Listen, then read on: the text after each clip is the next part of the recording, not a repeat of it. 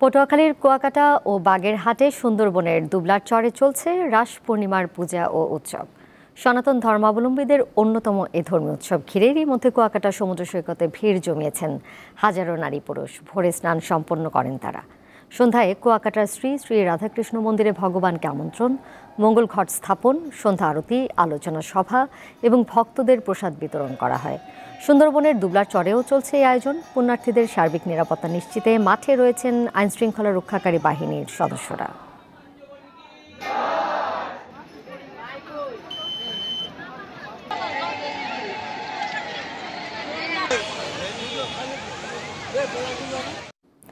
রাস উৎসবের খবর নিয়ে এই মুহূর্তে পটুয়াখালী থেকে সরাসরি যুক্ত রয়েছেন সহকর্মী মোহাম্মদ ইমরান। তার কাছে যাচ্ছি। ইমরান, রাতভরই তো নানা আনুষ্ঠানিকতা রয়েছেন, জানাবেন বিস্তারিত সেই আয়োজনের, এবং একই সাথে জানতে চাই যে সার্বিক নিরাপত্তা ব্যবস্থা আপনি কেমন দেখছেন, যেহেতু অনেক পুণ্যার্থীর সমাগম রয়েছে সেখানে।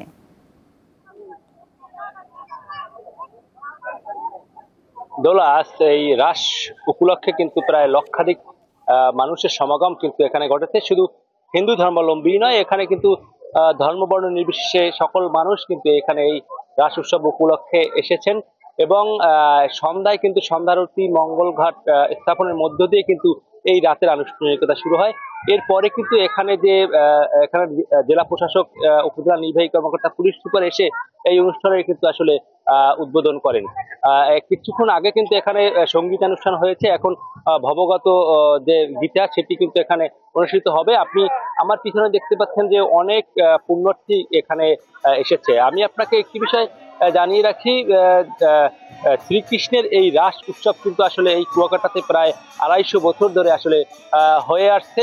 এরই ধারাবাহিকে কিন্তু এবছরে আসলে হচ্ছে। আমরা এখানে এসে দেখেছি এই কুয়াকাটার যে শ্রী শ্রী রাধাকৃষ্ণ মন্দির ও তীর্থযাত্রী সেবাশ্রম, এই সেবাশ্রমে কিন্তু আসলে রাতভর আসলে পুজো অর্চনা চলবে এবং সকালে কিন্তু এখানে গঙ্গা স্নান আসলে সম্পন্ন হবে।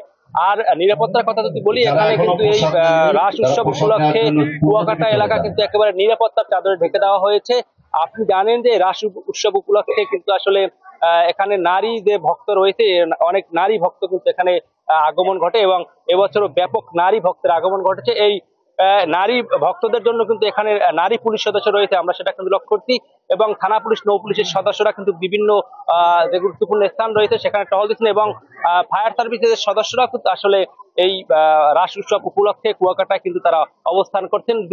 ডুবরি দল কিন্তু এখানে অবস্থান করছেন। তো দোলা, পটুয়াখালী থেকে আসলে রাস উৎসবের আমার কাছে এই ছিল সর্বশেষ। আমাদের সাথে যুক্ত ছিলেন সহকর্মী মোহাম্মদ ইমরান।